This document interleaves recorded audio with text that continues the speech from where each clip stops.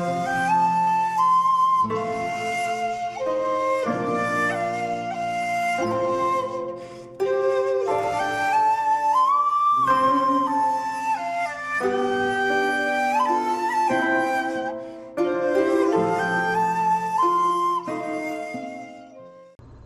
there, this is Solitary Ronan from Solitary Ronan Films, and welcome to episode 23 of my Claude Chabrol season. And today we're going to talk about the 1995 film Ceremonie, starring Isabelle Huppert, Sandrine Bonnaire, Jacqueline, Bissett, Jean-Pierre Cassel. I'm just going to show you the top half of this artificial eye DVD, because the bottom half gives away slight plot point. The cover's almost as bad as those trailers that give away the whole of the film. This is one of the best late Chabrol, I would say. The past couple of videos, L'Enfer and Betty, wasn't that high on the films. They're good films, but for me at least, the subject matter wasn't that engaging. This is a return to classic Chabrol, as far as it's about secrets and lies. There is a thriller element, but there's more going on in the layers of the film. It's back to that classic Chabrol kind of camera, which just kind of follows people about. It's not that obtrusive. Chabrol's not a great stylist. It's more just observing people's behaviour, but he knows when to ramp up the suspense. I will be going into spoilers, but again, I'll give you a heads up before I do that, because I think I have to go into spoilers to actually talk about the film in more detail.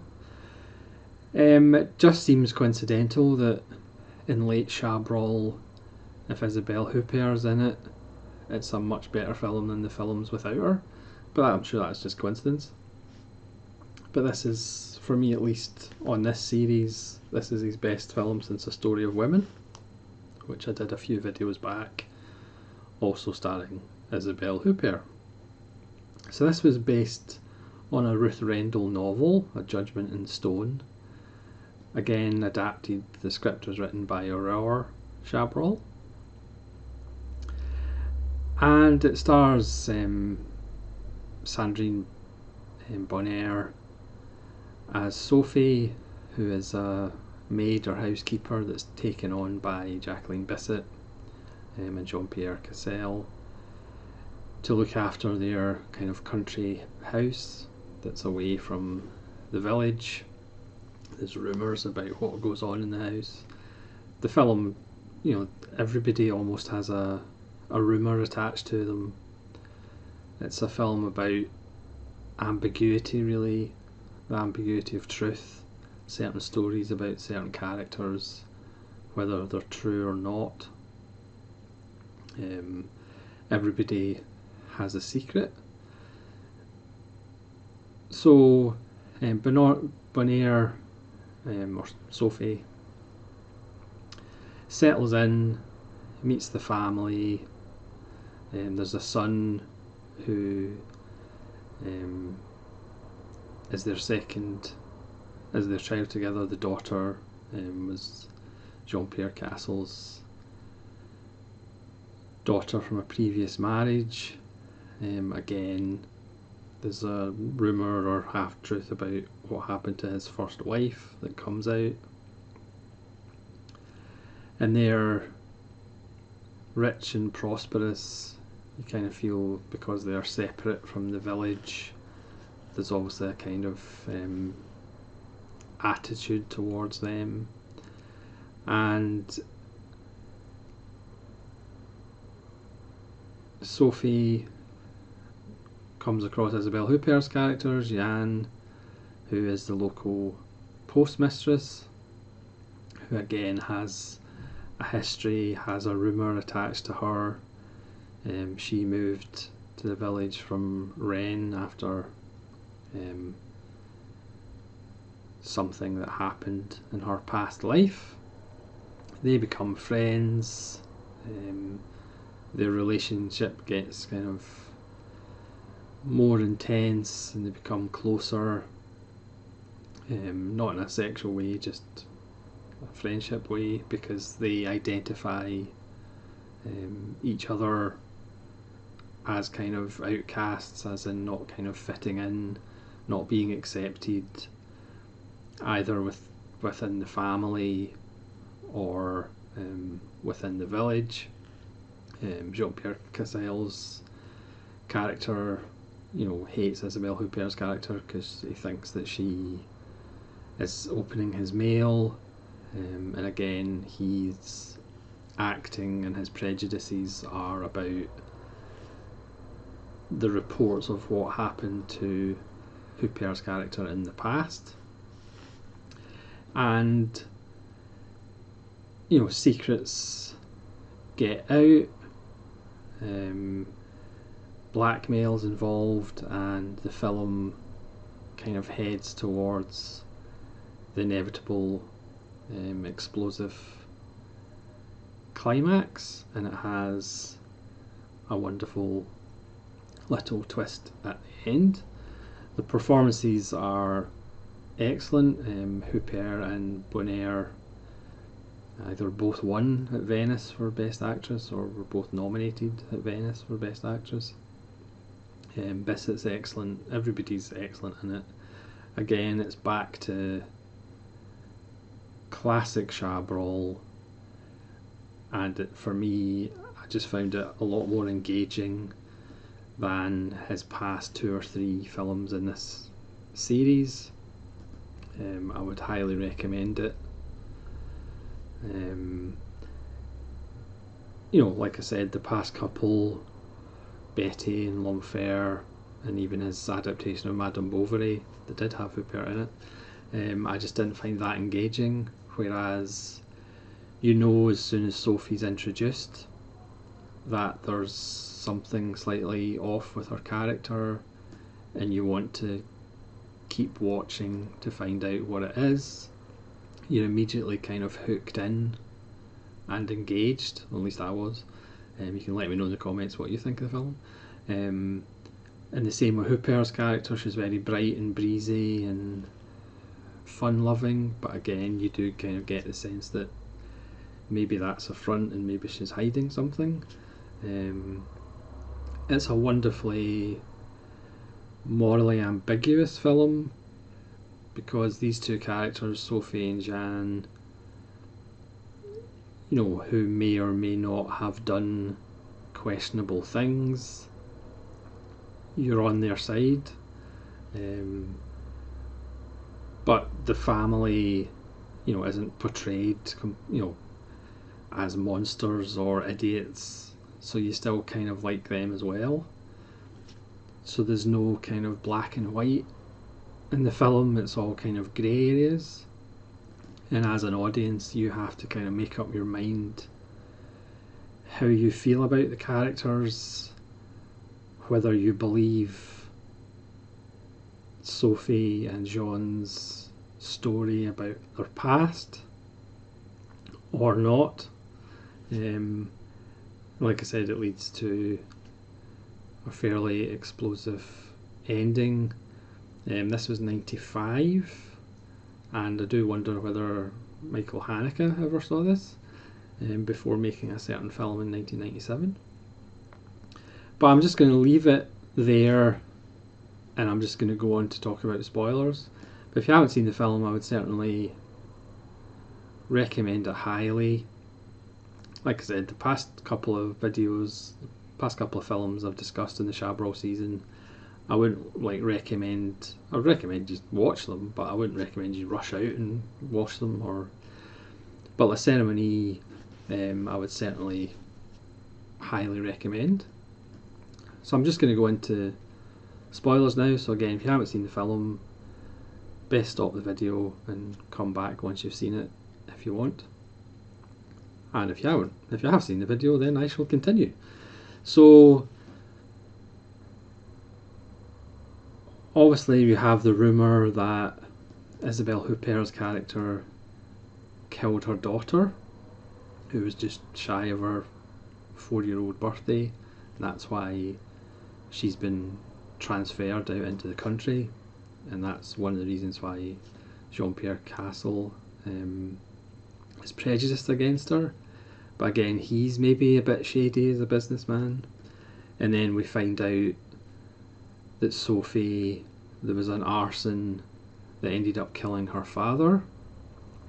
And again, the one time that Sophie is actually kind of laughing and smiling is when they're both kind of talking to each other about their perhaps crimes, and it's both those crimes they couldn't prove.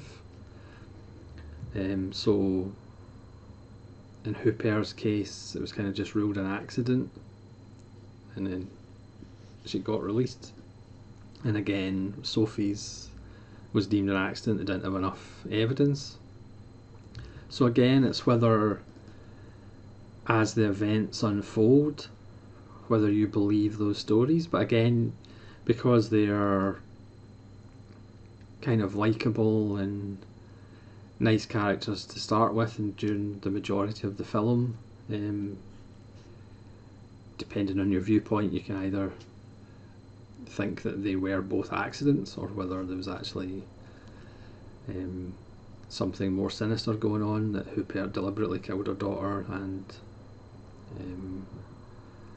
Bonnaire's character deliberately killed her father. So kind of one of the key moments as the relationship that Sophie has with Jean kind of gets more toxic as far as the family's concerned. You know, she becomes a bit more petulant, she becomes, you know, she's hardly there, she goes out more. Then when the daughter has her birthday party, she kind of leaves halfway through, leaving Jacqueline Bissett to deal with the hors d'oeuvres. Oh my goodness. I mean, the family is a bit spoiled, but they're not like I said earlier, they're not portrayed as monsters or caricatures. Even though there may be shady things in the past, there's a suggestion that Cassell's first wife killed herself. Again, it's all these secrets and lies, not to quote Mike Lee. And then Sophie overhears Michelle, the daughter, talk to her boyfriend because she thinks she's pregnant, and then the daughter figures out that Sophie's illiterate, even though we kind of figured that out ourselves. We kind of knew there was something going on when she went to the optician, but never went into the optician, and she has trouble signing a grocery order, so we kind of figured that out. But Sophie pretty much says, if you tell anybody I'm illiterate, I'll tell them that you're pregnant.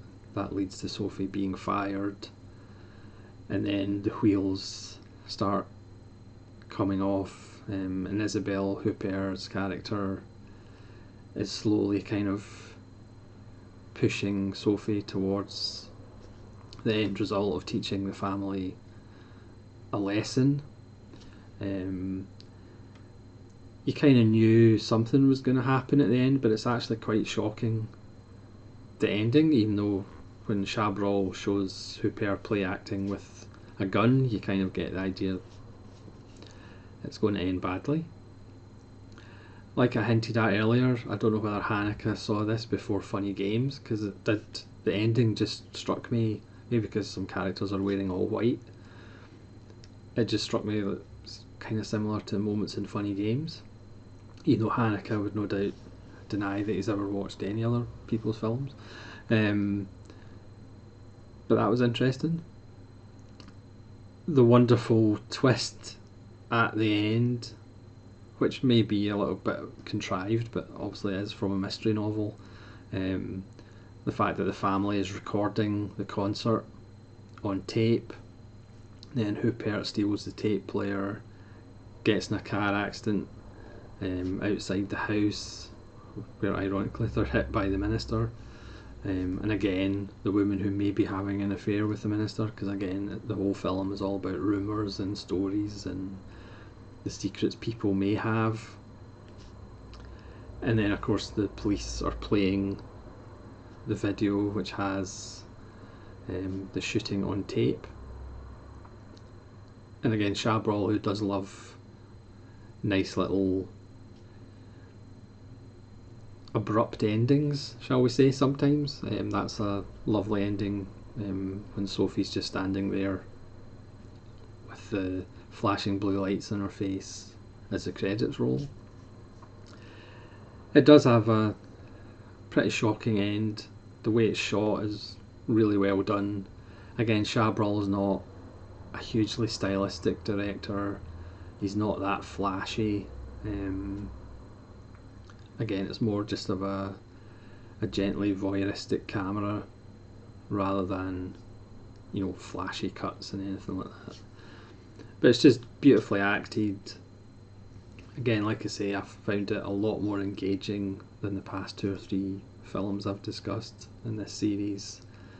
You're hooked immediately into the characters, the fact that everybody's kind of got a secret, but it's secrets that aren't particularly, you know, outlandish in movie land. You know, they're relatively realistic. I mean, who hasn't burned down a house, you know?